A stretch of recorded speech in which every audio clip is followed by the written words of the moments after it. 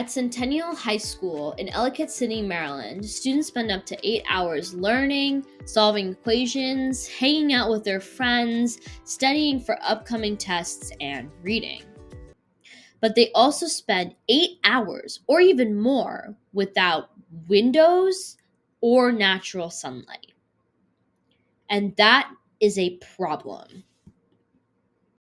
The lighting here is just really bad. Like, I personally just feel really tired in my classes. Only 16 out of 93 classrooms have windows, and only one class in my schedule has a window or any sort of natural lighting. And I do basketball, which is a winter sport, and that means I'm gonna be in the gym, I'm gonna be in school without any natural light at all, and I won't see natural light until when I get back home. And that's just 3 students. These stories have been repeated multiple times, told by multiple people, and experienced on multiple days. Every student at Centennial knows how horrible these lighting conditions are, and it feels like they can't do anything about it. But I want to do something about it. While Centennial has had students petition and testify for renovations, it seems as if the Board of Ed turns a blind eye. However, the more and more we ignore these issues, the more and more it becomes a social justice issue.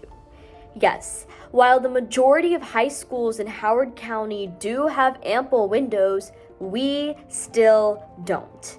And we can't ignore an issue where not just students, but teachers and administrators' mental health and physical health are affected or suffer due to the building that they work in. Students shouldn't have to suffer in these prospects. But I do offer a cost-effective solution. And that solution is science. Hi, my name is Shalisa, and I'm an intern at the Aspen Institute's research program called Our Future is Science. I get to work with amazing people all across the US to help solve social justice issues with science and research. Within our organization, a team named Flight 6 became passionate about student health and natural sunlight, and thus we set out to find a solution.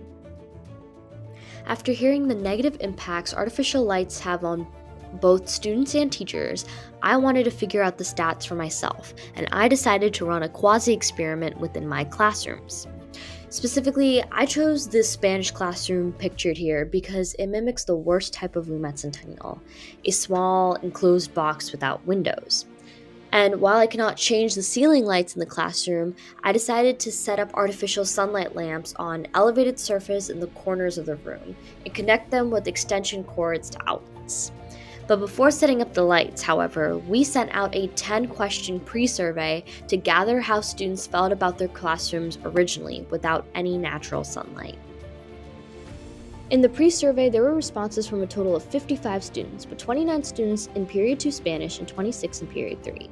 And in this chart, we asked them on a scale of 1 to 5, 1 being never and 5 being always, how often students experienced eye strain and headaches in class. Students reported that their environment affected their eye strain and headaches with a median response average of 2, which can definitely be lower.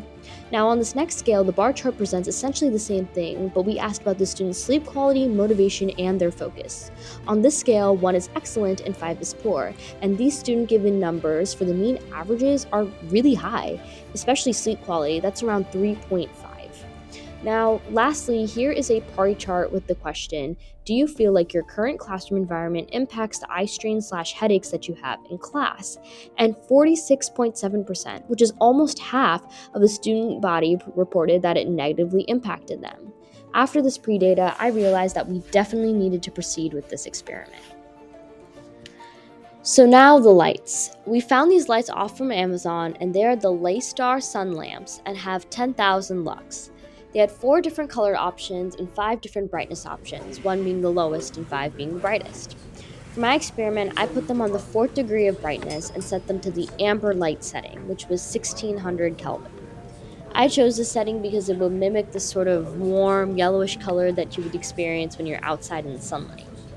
And in the classroom, you can see that they're placed on these high cabinets and they're connected by extension cords. Because I only had 2, I could only put them on one side of the room, and I could only turn half the ceiling light off, so I did have some limitations. but even that made a huge difference in the results. I was a student in the classroom where the light experiment was being done, and for me, I enjoyed the lights that were being tested because they felt more calmer and less harsh than the ceiling lights, and I felt less anxious and more motivated to do my work in that class.